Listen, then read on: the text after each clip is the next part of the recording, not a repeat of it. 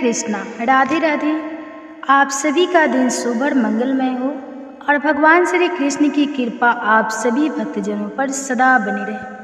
आज सुनिए कार्तिक मास महात्म का अध्याय 17। आज का अध्याय शुभारंभ करने से पहले आपको सुनाते हैं भगवान गणेश और माता लक्ष्मी की कथा। एक समय की बात है, एक गांव में माँ बेटी रहा करती थी। एक दिन वह बेटी अपनी माँ से कहती है कि माँ, गांव के सारे लोग मेला देखने जा रहे, तो मैं भी मेला देखने जाऊंगी। तब माँ ने कहा कि बेटा, तू अभी छोटी है, वहाँ पर बहुत भीड़ होगी, अगर कहीं गिर गई तो तुम्हें चोट लग जाएगी। फिर लड़की ने माँ की बात नहीं सुनी और कहने लगी कि माँ, मैं तो मेला देखने जाऊंगी, आप मुझे आज्ञा दे ताकि मैं भी गणेश जी भगवान के दर्शन करके आऊँ। तो इस तरह अपनी बेटी को जिद करते हुए देखकर उसकी माँ ने उसे 2 लड्डू दे दिए और थोड़ा सा पानी पीने को दे दिया और कहा कि बेटा, एक लड्डू गणेश जी भगवान को खिला देना और थोड़ा सा पानी पिला देना, दूसरा लड्डू तुम खा लेना और बाकी बचा हुआ पानी पी लेना। वापस आओगी तब तक तुम्हें भूख लग जाएगी। तो इस तरह वह लड़की अपनी माँ की आज्ञा लेकर गणेश मेला देखने चली गई। मेला खत्म होने पर सारे गांव वाले वापस आ गए, लेकिन वह लड़की घर नहीं है।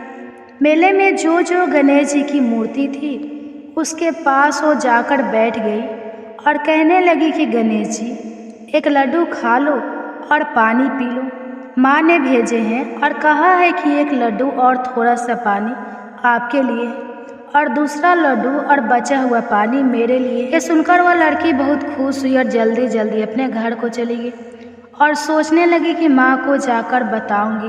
और उसकी माँ का तो पीछे चिंता के मारे बुरा हाल था। वह सोच रही थी कि लड़की को कहीं कुछ हो न गया हो। सारी रात उसी के इंतजार में बिता दी। सुबह हुई तो लड़की घर पहुंची तो चिंतित भाव में माँ ने उससे पूछा कि बेटा, तुम कैसे हो, इतना देर कहाँ थी? तो बेटी ने कहा कि माँ, जैसे आपने कहा था मैंने तो वैसा ही किया। गणेश जी आ ही नहीं, सारी रात बीत गई। सुबह जब होने वाली थी तब गणेश जी आए। फिर मैंने एक लड्डू और पानी गणेश जी को दिया, उसके बाद ही दूसरा लड्डू और बचा हुआ पानी मैंने पिया।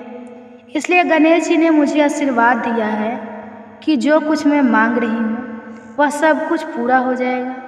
यह सुनकर उसकी माँ बहुत खुश हुई और माँ बेटी को देखते ही देखते जैसा लड़की ने सोचा था वह सब कुछ हो गया।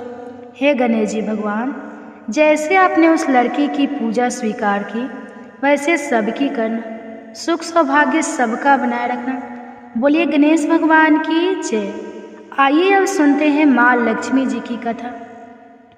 इस कथा को सुनने से घर में धन वैभव की प्राप्ति होती है और सुख सौभाग्य बना रहता है। तो प्रेम से बोलिए माँ महालक्ष्मी जी की जय। एक समय की बात है, भद्रसवा नाम के एक राजा थे। वे बड़े ही पराक्रमी राजा और उनकी पत्नी का नाम सूरज चंद्रिका था।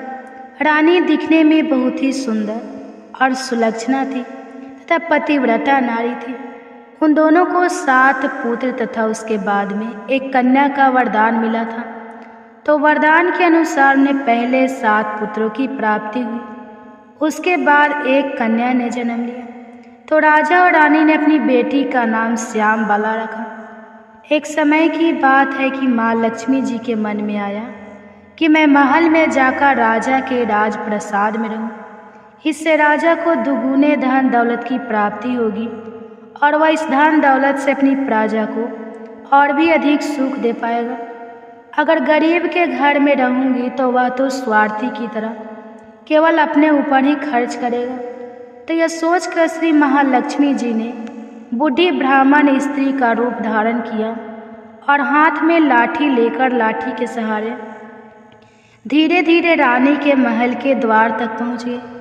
उन्होंने बूढ़ी औरत का रूप धारण किया था, फिर भी उनके चेहरे पर देवी का सा तेज था। उन्हें देखते ही एक दासी सामने आई और पूछने लगी कि आपका नाम क्या है, कौन से गांव से आई है, क्या काम करती है, आपका धर्म क्या है? तो वृद्ध ब्राह्मण का रूपधारी लक्ष्मी माता ने कहा कि बेटी, मेरा नाम कमला है, मेरे पति का नाम भुवनेश्वर है। हम द्वारिका में रहते हैं। तुम्हारी रानी पिछले जन्म में एक ही पत्नी थी। वह वैसे गरीब था, दरिद्रता के कारण इनके घर में रोजाना झगड़े होते थे। उसका पति उसे रोज मारता था। इन्हीं बातों से तंग आकर वह घर छोड़कर चली गई और वन में खाली पेट भटकने लगी। मुझे उसकी दुर्दशा पर दया आ गई और मैंने उसे सुख संपत्ति देने वाली श्री महालक्ष्मी जी की कथा सुनाई थी। मेरे कहने पर उसने श्री महालक्ष्मी जी का व्रत किया था, जिससे लक्ष्मी माता प्रसन्न हुई और इसकी गरीबी दूर हो गई। उसका घर धन दौलत संपत्ति से भर गया। बाद में पति और पत्नी अपने जीवन में सारे सुखों का भोग करते हुए परलोक को चले गए। लक्ष्मी व्रत के कारण वे पहले लक्ष्मी लोक में रहे। उन्होंने जितने साल महालक्ष्मी जी का व्रत किया था, उतने हजारों सालों तक उन्हें वहाँ पर सुख भोग मिला। उसके बाद तुम्हारी रानी का जन्म राजघराने में हुआ है, परंतु वह तो श्री महालक्ष्मी का व्रत करना भूल गई है। उसे मैं याद दिलाने आई हूँ। तो बुढ़िया माई की बात सुनकर दासी ने उन्हें प्रणाम किया तथा श्री महालक्ष्मी का व्रत किस तरह किया जाता है इसके बारे में पूछा। तो महालक्ष्मी जी ने दासी को पूजा की विधि और व्रत की महिमा बताई। इसके बाद वह दासी माता को प्रणाम करके रानी को यह बताने के लिए अंदर चली गई। लेकिन राज वैभव में रहते हुए रानी को अपने ऐश्वर्य का बहुत ही घमंड था। संपत्ति तथा अधिकार की वजह से वह उन्मत्त हो गई थी। दासी द्वारा बताई गई बुढ़िया की बातें सुनकर वह आग बबूला हो गई और भागकर राज द्वार पर आई और बुढ़िया के रूप में आई श्री महालक्ष्मी जी पर क्रोध के मारे ना जाने कौन कौन से शब्द कहने लगी। रानी को पता नहीं था कि बुढ़िया के रूप में माँ महालक्ष्मी स्वयं आई है। रानी की इस तरह से रूखे बर्ताव को देखकर और अपने अनादर को देखकर माता ने वहाँ ठहरना उचित नहीं समझा। वह सोचने लगी कि इसे तो अपने आप पर बहुत ही घमंड है, मुझे यहाँ से चलना चाहिए। तो वह बुढ़िया के रूप में आई लक्ष्मी माता अपनी लाठी के सहारे धीरे धीरे महल से बाहर निकल गई और जंगल की तरफ जाने लगी। तो गांव के रास्ते में उन्हें राजकुमारी श्याम बाला मिल गई। तो श्याम बाला ने बूढ़ी औरत को देखते ही कहा कि माँ जी राम राम, आपको पहले कभी नहीं देखा, कहाँ से आई हो और कहाँ जा रही हो। तो माता लक्ष्मी कहने लगी कि बेटा, मैं तो तुम्हारी माँ से मिलने आई थी, उसे उसके पिछले जन्म के बारे में बताने के लिए। तो उसने तो मुझ पर क्रोध किया और मेरा अनादर किया। मैं तो सिर्फ उसे माता लक्ष्मी का व्रत करने के लिए बोली। यह सुनते ही श्याम बाला ने अपनी ओर से माता महालक्ष्मी से माफ़ी मांगी और कहा कि माँ जी, आप मुझे व्रत की विधि बता दो, मैं आपके बताए अनुसार व्रत जरूर करूँगी। इस पर माता रानी को उस पर दया आ गई। उन्होंने श्याम बाला को श्री महालक्ष्मी जी के व्रत के बारे में बताया। श्याम बाला ने पूरी श्रद्धा से माँ लक्ष्मी का व्रत रखा। व्रत के फल के प्रभाव से राजा सिद्धेश्वर के सुपुत्र मालाधर से उसका विवाह हो गया। वह धन दौलत ऐश्वर्य वैभव से मालामाल होकर और पति के साथ ससुराल में आनंद से रहने लगी। इधर रानी पर महालक्ष्मी जी का प्रकोप हुआ। प्रकोप के कारण राजा भद्रसवा का राज्य और सारा कारोबार नष्ट हो गया। ऐसी हालत में एक दिन राजा ने रानी से निवेदन किया कि हमारा दामाद इतना बड़ा राजा है, इतना धनवान और ऐश्वर्यशाली है, क्यों ना उसके पास जाए, उसे अपना हाल बताए तो हमारी मदद जरूर करेंगे। रानी की बात सुनकर राजा ने कहा कि तुम यहीं पर रुको, मैं बेटी और दामाद के पास जाकर आता हूँ। यह कहकर राजा भद्रसवा अपने दामाद के पास जाने के लिए रवाना हो गए। उसके राज्य में पहुंचकर एक तालाब के किनारे थोड़ी देर विश्राम करने के लिए ठहर गए। उसी तालाब से पानी लेने आने जाने वाली दासियों ने उन्हें देखा तो उन्होंने बड़ी ही विनम्रतापूर्वक पूछा कि आप कौन हैं। तो उन्हें मालूम हुआ कि वो तो रानी श्याम बाला के पिता हैं। वे दौड़ते हुए रानी श्याम बाला के पास गए और सारी बात बताई। तो रानी ने दासी के हाथ राज परिधान भेजकर बड़े ठाठ से स्वागत और आदर सत्कार करके अपने पिताजी को बुलाया और खूब खातिरदारी की। 2-4 दिन रुकने के बाद में जब राजा भद्रसवा लौटने लगे तो उनकी बेटी ने सोने की मोहरे से भरा हुआ घड़ा दिया।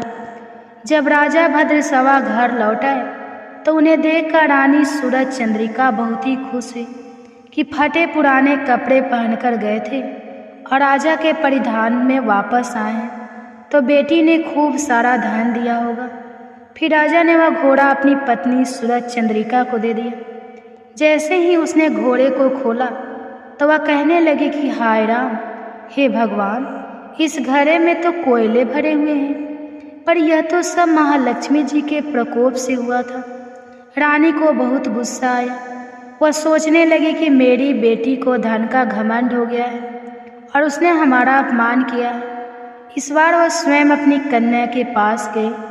उस दिन श्याम बाला ने महालक्ष्मी का व्रत रखा था। अपनी माँ को आया देखकर वह बहुत खुश हुई और अपनी माँ से भी महालक्ष्मी का व्रत करवाया। व्रत और पूजा पाठ करने के बाद में रानी अपने घर आ गई। व्रत रखने से रानी को बड़ा ही सुकून महसूस हुआ। रानी भी नियम से लक्ष्मी माता के व्रत को रखने लगी तो महालक्ष्मी के व्रत को रखने से उसे फिर से राजपाट, धन दौलत, ऐश्वर्य प्राप्त हुआ। वह सुख शांति और आनंद में जीवन बिताने लगी। कुछ दिनों के बाद में राजकन्या श्याम बाला अपने पिता के घर आई तो उसे घर आया देखकर सूरज चंद्रिका को पुरानी बातें याद आ गई। वह सोचने लगी कि बेटी तो जरूर है, पर इसने अपने पिताजी को कोयले से भरा हुआ घड़ा दिया था। बुरे वक्त में हमारे काम नहीं आई। आज भगवान की कृपा से मेरे को तो खूब धन धाने हैं। इस तरह पुरानी बातों को याद करती हुई सूरज चंद्रिका ने अपनी बेटी के घर आने पर कोई खुशी जाहिर नहीं की। श्याम बाला को अपने पिता के घर पर कोई मान सम्मान भी नहीं मिला, बल्कि उसका अनादर हुआ। उसने इस बात का बुरा नहीं माना। वह कुछ दिन मायके में रही और फिर ससुराल के लिए जाने लगी तो उसकी माँ ने उसे कुछ नहीं दिया। उसने वहाँ से थोड़ा सा नमक लिया और अपने पल्ले में बांध लिया और वह अपने ससुराल को लौट आई। श्याम बाला को आया देखकर उसके पति ने पूछा कि श्याम बाला, मायके जाकर आई हो, क्या लेकर आई हो? तो उसने जवाब दिया कि मैं तो वहाँ का सार लाई हूँ। तो पति ने पूछा कि इसका मतलब क्या है? तो श्याम बाला ने कहा कि थोड़ा धीरज रखो, सब कुछ मालूम हो जाएगा। उस दिन श्याम बाला ने सारा भोजन बनाया तो उसमें नमक नहीं डाला और अपने पति को भोजन परोस दिया। पति ने जब भोजन चखा तो सारा खाना बिना नमक ही था, उसमें कोई भी स्वाद नहीं था। तो उसने श्याम बाला से कहा कि आज तुमने ऐसा कैसा भोजन बनाया, इसमें तो कोई भी स्वाद नहीं है। तो अपने पति की बात सुनकर श्याम बाला ने अपनी चुनरी के पल्ले के लगाई हुई गांठ खोलकर उसमें से नमक डाल दिया, जिससे सारा भोजन स्वादिष्ट हो गया। अब उसके पति ने कहा कि भोजन अब स्वादिष्ट हो गया है, आपके बिना नमक के भोजन क्यों बनाया था? तो श्याम बाला बोली कि स्वामी, यही है मायके से लाया हुआ सार। श्याम बाला के इतना कहते ही उसके पति को सारी बात समझ में आ गई। फिर दोनों हंसने लगी और साथ साथ भोजन करने लगी। हे लक्ष्मी माता, जैसे अपने श्याम बाला को धन धान्य दिया वैसा हमें भी देना, सुख सौभाग्य का वास करना, अन्न धन के भंडार भरना। जो भी आपकी इस कथा को सुने या सुनाए उसकी सभी मनोकामनाएं पूरी करना। बोलिए माँ लक्ष्मी जी की जय। अब सुनिए आज का कार्तिक मास महात्म, आगे का अध्याय। महालक्ष्मी जी के पूजन की विधि ध्यान पूर्वक सुनने के बाद महाराज पृथु ने नारद जी से विनती की कि हे देवर्षि, अब आप अन्नकूट और गोवर्धन का महात्म्य सुनाने की कृपा कीजिए। तब देवर्षि कहने लगे, दीपावली के अगले दिन कार्तिक शुक्ल प्रतिपदा को गोवर्धन पूजा और अन्नकूट होता है और इस दिन पृथ्वी पर गोबर का गोवर्धन बनाकर उसका पूजन करें और अन्नकूट बनाएं। ब्राह्मणों को भोजन कराने के बाद स्वयं भोजन करें। गौ और बैल का भी पूजन करना चाहिए। दिन के तीसरे पहर में मार्गपालिका बांधे। इस दिन जवाई का भी पूजन होता है। जमाई अर्थात दामाद को घर पर बुलाकर उनका आदर सत्कार और पूजन भी करना चाहिए। राजा पृथु पूछने लगे, हे नारद जी, सबसे पहले यह पूजन किसने और कब किया था? कृपया यह भी बताइए। तब देवर्षि नारद जी ने कहा, समुद्र मंथन के समय जब लक्ष्मी जी समुद्र से उत्पन्न हुई तब विष्णु भगवान के साथ उनका विवाह हुआ। इससे आनंदित होकर समुद्र ने भगवान की स्तुति की। तब भगवान विष्णु ने कहा कि वरदान मांगो। यह सुनकर समुद्र ने कहा, हे भगवान, आप लक्ष्मी जी सहित मेरे यहाँ निवास कीजिए। तब श्री हरि ने कहा कि ऐसा ही होगा, और तब भगवान विष्णु लक्ष्मी जी सहित क्षीर सागर में शेष शैया पर अवस्थित हो गए।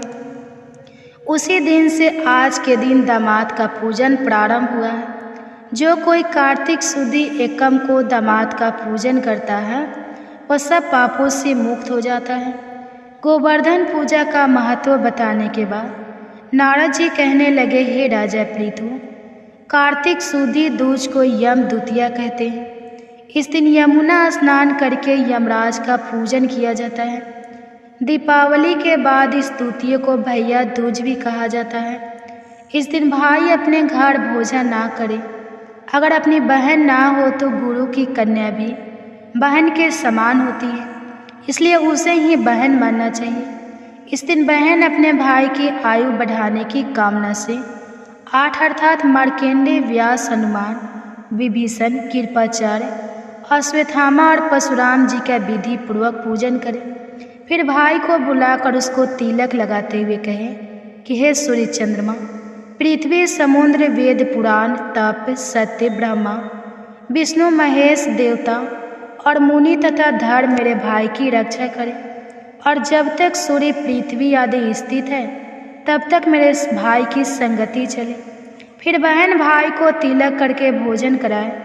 भाई भी अपनी श्रद्धा और सामर्थ्य के अनुसार बहन को दक्षिणा दे। इतनी कथा सुनने के बाद राजा पृथु ने पूछा, हे देवर्षि, सभी क्षेत्रों में उत्तम कौन सा क्षेत्र है?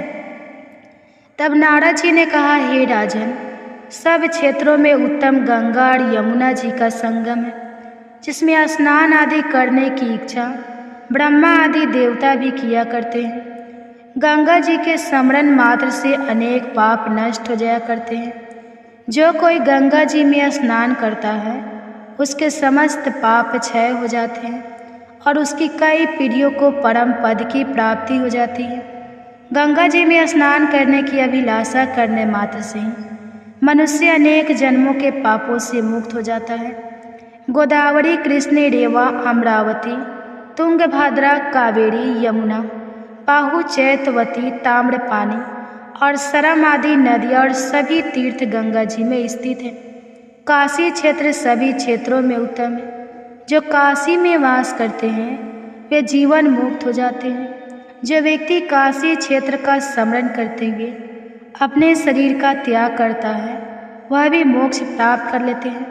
नैमिषारण्य तीर्थ में सूत जी से इतनी कथाएं सुनने के बाद ऋषि मुनियों ने निवेदन किया कि हे सूत जी, अब आप कृपा करके भगवान के चरणों में से उत्पन्न हुई गंगा जी का महात्म्य सुनाइए। तब सूत जी बोले, हे ऋषियों, इस संबंध में नारद मुनि ने जो कुछ भी राजा पृथु से कहा था वही मैं तुमको सुनाता हूँ। ध्यान से सुनो। समस्त देवताओं और दैत्यों को उत्पन्न करने वाले महर्षि कश्यप जी की 2 पत्नियां थीं। एक पत्नी का नाम आदिति था और दूसरी का नाम दीति था। दोनों के पुत्र देवता कहलाए और अदिति के दैत्यों की उत्पत्ति हुई। भाई होते हुए भी देवताओं और दैत्यों में जन्म से ही परस्पर वैर भाव चल रहा था। कालांतर में प्रहलाद जी का पुत्र और बीजोचन का पुत्र दैत्यराज बलि दैत्यों का राजा बना। उसकी सेना अत्यंत विशाल थी। समस्त पृथ्वी पर विजय प्राप्त करने के बाद उसने स्वर्ग पर अधिकार जमाने के लिए देवताओं पर ही चढ़ाई कर दी। अपने राज्य को दैत्यों से घिरा हुआ देखकर इंद्र सहित सभी देवता युद्ध करने के लिए मैदान में आ डटे। बहुत भीषण घोर संग्राम हुआ जो अनेक वर्षों तक चलता रहा। जब देवताओं ने देखा कि दैत्यों की शक्ति में तो कोई कमी नहीं आई और वे निरंतर आगे ही बढ़ते जा रहे थे, तब देवता मैदान छोड़कर भाग खड़े हुए। इस प्रकार दैत्यों ने स्वर्ग पर अधिकार कर लिया और बलि स्वयं इंद्रासन पर बैठकर शासन करने लगा। अब तो यज्ञ की हवि देवताओं के स्थान पर दैत्यराज बलि और अन्य दैत्य गण ग्रहण करने लगे। अपने पुत्रों अर्थात देवी को दुखी और आश्रयहीन देकर अदिति देवताओं की जय और दैत्यों की पराजय के लिए तपस्या करने के लिए हिमाचल पर्वत पर चली गई। वहाँ कुछ समय तक फलाहार, कुछ समय तक सूखे पत्ते और कुछ समय तक केवल वायु का ही सेवन करती रही। फिर पैर के पंजों पर ही खड़ी होकर भगवान का तप करने लगी। इसी प्रकार दति ने 1000 वर्ष तक बहुत कठिन उग्र तप किया। दति के पुत्र मायावी राक्षस इस घोर तप से चिंतित होकर राक्षसी माया द्वारा देवताओं का रूप धारण करके अदिति के पास आकर बोले कि हे माता, आप हमारे लिए इतना घोर तप क्यों कर रही हैं? आत्मघात करना सभी शास्त्रों में पाप बताया गया है। हम आपका यह दुख सहन नहीं कर सकते। कोई भी पुत्र अपनी माता से विमुख नहीं हो सकता और ना ही माता को दुखी देखकर सुखी रह सकता है। इसलिए हे माता जी, शास्त्रों का कथन है कि जिसके घर में कल्याणकानी माता नहीं और प्रिय बोलने वाली पतिव्रता पत्नी नहीं, उसका तो जीवन ही निरर्थक है। इसलिए आप अपनी तपस्या छोड़कर अब हमारे साथ घर चलिए और हम पुत्रों को सुखी कीजिए। मायावी दैत्यों को इस प्रकार छल से कहने पर भी अदिति समाधि से विचलित नहीं हुई। तब उन्होंने अदिति को ही मार डालने का निश्चय किया। इसको कृत्य के लिए दैत्यों ने उस वन में आग लगा दी जिसमें अदिति तपस्या कर रही थी। भगवान की कृपा से उस अग्नि द्वारा अदिति को तो किसी प्रकार की हानि ही नहीं पहुंची और उन्हें इस अग्नि का पता तक नहीं चला। भगवान का सुदर्शन चक्र अदिति की रक्षा करता रहा और सभी दैत्य स्वयं ही अपनी जलाई हुई अग्नि में जलकर भस्म हो गए। इस प्रकार देवताओं का फिर से पर अधिकार हो गया। नैमिषारण्य तीर्थ में स्थित ऋषि मुनियों को श्री सूत जी महाराज यह महात्म सुनाने के बाद कुछ क्षण के लिए मौन हो गए। इसके आगे का वृत्तांत आप सभी अगले अध्याय में सुनेंगे। अब सुनिए श्री तुलसी चालीसा पाठ और तुलसी माता की आरती। जय जय तुलसी भवती सत्यवती सुखदनी नमो नमः। हरि प्रेसी श्री वृंदा गुण खानी श्री हरि शीस विरजन देहु अमर वर्य बेजन हित हे वृंदावनी अब ना करहु विलंब। धन्य धन्य श्री तुलसी माता महिमा अगम सदा श्रुति गाता हरि के प्राणों से तुम प्यारी। हरहि हेतु किन हो तपरी जब प्रश्न है दर्शन दीन हो तब कर जोरु विनय उसकी हो। हे भगवंतम कंत मम होए दीन जानी जान छाड़ छ सुनि लक्ष्मी तुलसी की बानी। दीन हो श्राप कथ परयानी उस आयोगी वर मांगन हारी। हो बीट पर तुम जर तनुधारी सुनि तुलसी सपत ही माहु। करहु वास तुनीचन धामा दियो वचन हरि तब तत्काला सुनहु सुमुख जानी। बिहाला समय पाई योरो पाती तोरा पुजही आस। वचन सत्य मोरा तब को कुल मह गोप सुदामा तू भई तुलसी दामा। कृष्ण रास लीला की माही राधे सके प्रेम लाखी नाही। दियो श्राप तुलसी तत्काल नर लोक कहीं तुम जन्म हो। यो बाला यो गोप बह दानव राजा शंख चूर्ण नामक सिर ताजा। तुलसी भता सुखी नारी परम सती गुण रूप अगारे अस दवे कल्पवती। जब गए कल्प तृतीय जन्म तब भय हो वृंदा नाम भयो। तुलसी को असुर जलंधर नाम पति को कर अति बंद अतुर बल धामा किन्हा शंकर से संग्रामा जब निज सने सहिते शिव हारे मरही ना तब कर हर की पुकारे पतिव्रता वृंदा थी नारी को ना सके पतही संग हारी तब जलंधर ही भेष बनाई वृंदा ढीग हरि पहुँचो जा शिव हित लही करी कपट प्रसंग कियो सती त्वे धर्म तो ही भंगा भयो जलंधर कर संग हारा सुनी उर्सो के उपारा ही छन की दियो कपट हरि तारी लखी वृंदा दुख गिरा उचार जलंधर जसे हते अभीता सोई रावण दस हरहि सीता हास्य प्रस्तर सम हृदय तुम्हारा धर्म खंडे माँ में पति सहारा यही कारण लई श्राप हमारा होए तनुपासन तुम्हारा सुनी हरि तुरंत ही वजन उचार दियो श्राप बीना विचारो लखे नानी जी कर तू तपति को लन हियो जब पार्वती को जरमति तू अस हो जर रूपा जग मह तुलसी बिटपे अनूपा धगवर रूपे हर साली ग्रामा नंदी गंडक बिच लालामा जो तुलसी दल हम ही चढ़ाई है सब सुख भोग परम पद पाई है बिन तुलसी हरि जलत शरीरा अतिशय उठत शीस उड़े पीरा जो तुलसी दल हरि सिर धारित सहस्त्र घट अमृत डारित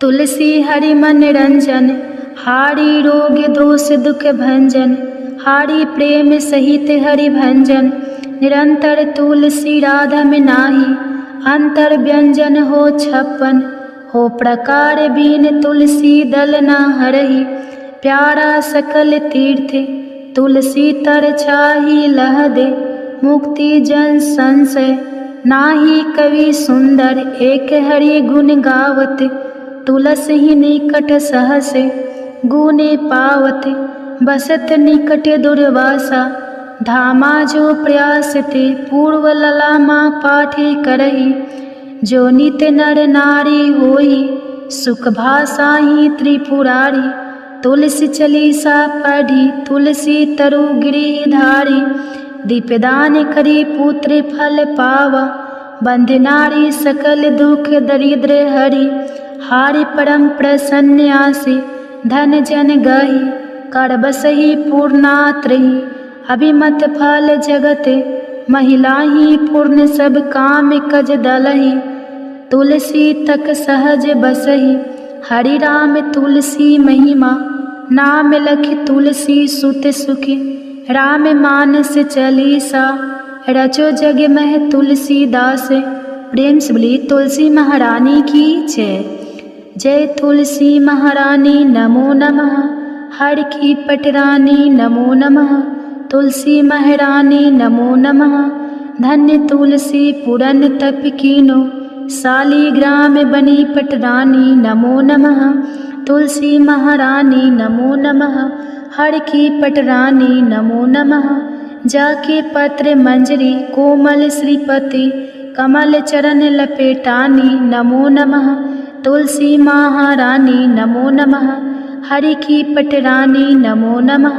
कौन महीने बोई रानी तुलसा कौन महीने हुई हरियाली नमो नमः।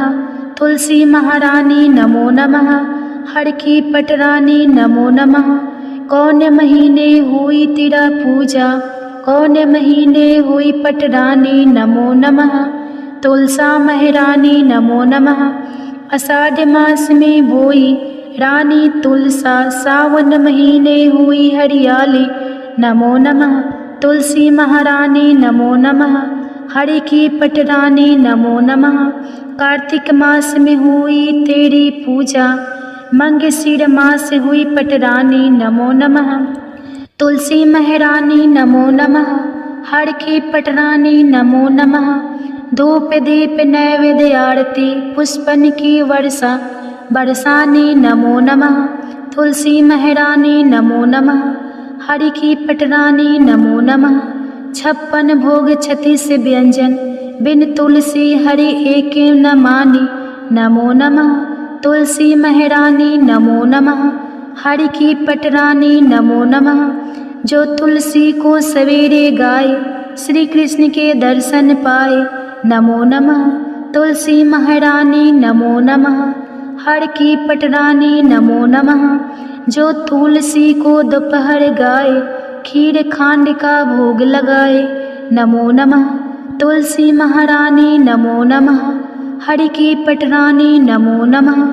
जो तुलसी को सांझ को गाए, श्री कृष्ण की आरती उतारे। नमो नमः तुलसी महारानी नमो नमः। हरि की पटरानी नमो नमः।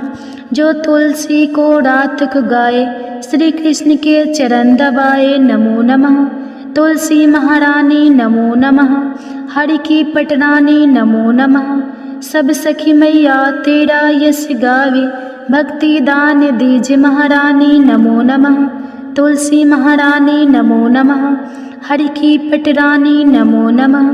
तुलसी महारानी नमो नमः। हरि की पटरानी नमो नमः। तो उम्मीद है आज की यह वीडियो आपको पसंद आई होगी। अगर वीडियो पसंद आता है तो प्लीज़ वीडियो को लाइक कीजिए, चैनल को सब्सक्राइब कर दीजिए और साथ ही हो सके तो और भी फैमिली फ्रेंड के साथ शेयर कीजिए। आप सभी का कथा सुनने के लिए तहे दिल से धन्यवाद।